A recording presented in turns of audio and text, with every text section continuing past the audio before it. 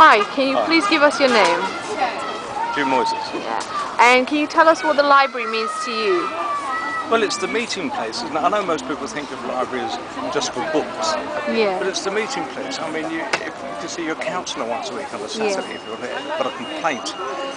You can see the community police on a Tuesday evening if you've got a complaint that way. The library does so much. You can use computers there free for an hour.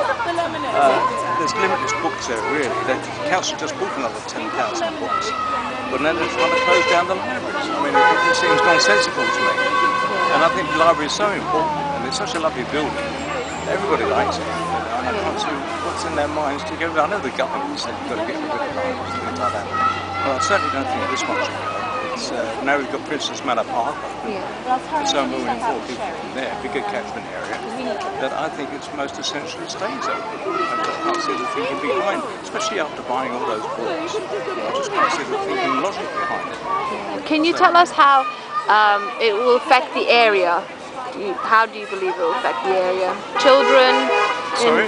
How do you think it will affect children? How do you think it will affect adults around this area? It will affect the children because I'm there of an evening. I live just around the corner, so I'm here quite a lot and I'm retired now.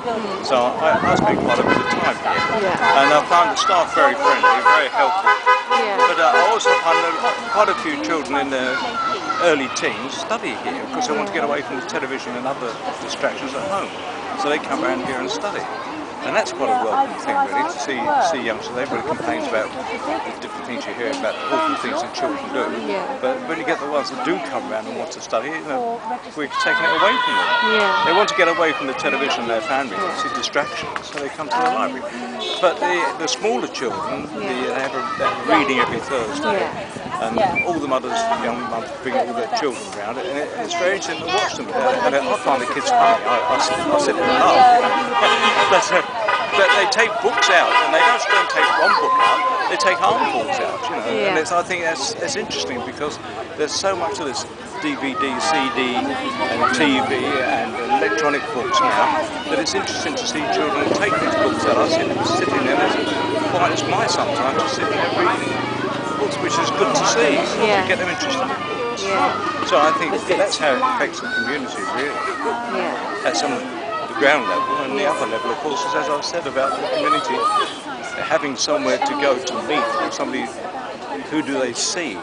I mean, they can't always get to the council offices and things like that, but they can come up, shall we say, a Tuesday evening up to 8 o'clock and meet the community police or something like that, or come on a Saturday morning and meet one of the councillors. I think it's so important because it's a social place to meet. And if you have a complaint, where else do you go to?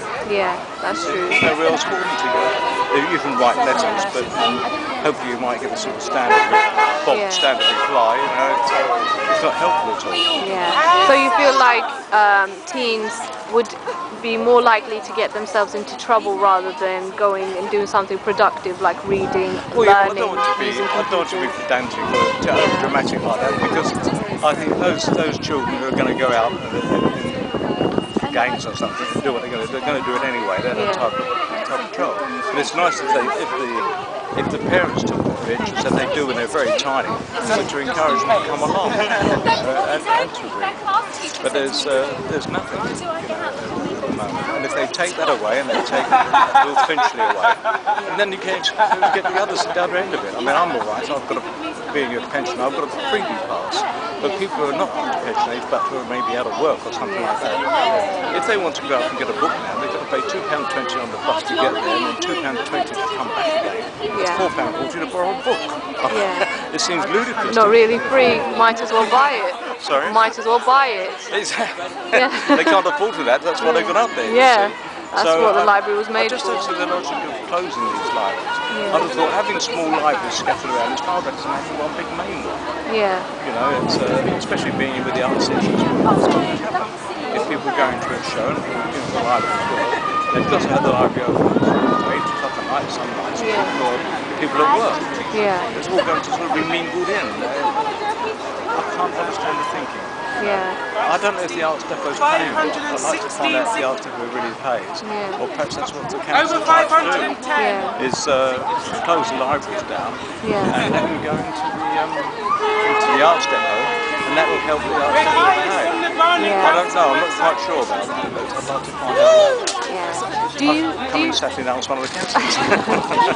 Yeah, that's true.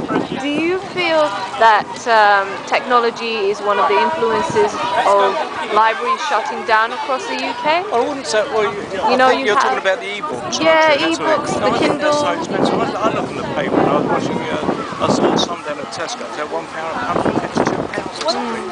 And I saw them advertised in the paper today at £111. And I think you have to pay so much a month or something to get the books in. So it's so expensive. This comes all out of your community charge. And if they haven't got the book here, they'll go around the other libraries and find it for you. I know because I've had that done for me so many times.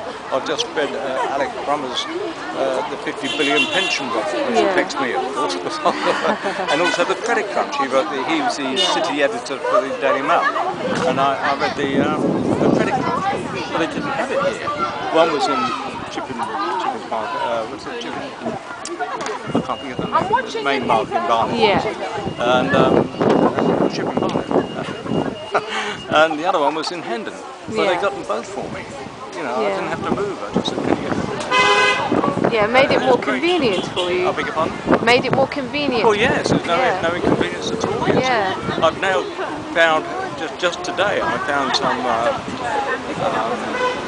premium bonds that I got, I had 20 years when I was working, down in the drawer. I thought, I won a prize. Came down to the library, couldn't get it. I'm not very good on the computer, but the library staff came over and said, oh, we'll have a look at that for you. And put out and gave me the page and showed me how to find it. Everything's got to write in and phone up because there's something like registration up nowadays which you didn't have when I bought it. So I've got to write in. But without their help and being there, I wouldn't know what to do because the post office wouldn't tell you. I went to the post office first. They said, you've got to go on the internet or you've got to go to the local library. So I went to the local library and went on the internet. You see, I have a computer. So this is a wonderful thing. People can't afford a computer. Yeah, that's right. Just for an hour. It's a wonderful thing. That's and I think having it split up and making it convenient to local people, I think it's the ideal situation. It seems to be going the wrong way around. To centralise everything is the wrong thing. You get too many people regulating, and even people with cars, where they're going to park it all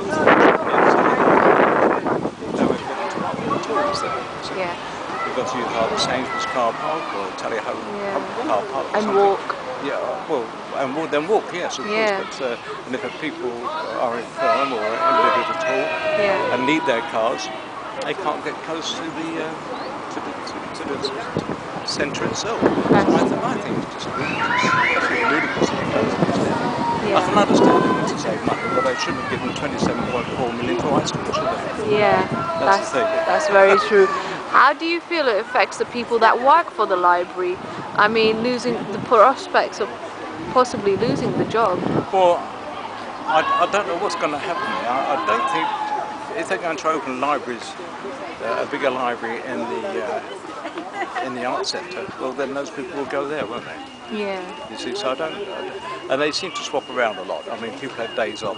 So if you've got a trip in Barnet, one of our girls will go up there relieved, and then one of their girls we keep seeing strange faces down here. So I think they'll be all right. At least hopefully they will. So but I understand what you mean. Because there's two libraries closing down. It's going to be quite a chunk of staff, isn't it? So in that sense, for the people that work there, there's light at the end of the tunnel. I think. Well, I hope so. I hadn't really gone into that quite much. I was being rather selfish of thinking just the public's point of view. Because we're paying for it. It comes out of our community charge. What else are they going to do with the money? Yeah, that's true. Well, thank you very much for your time. It's a pleasure. I hope it means something. Yes, it does, definitely. I do ramble on a bit. As I did last time. Anyway.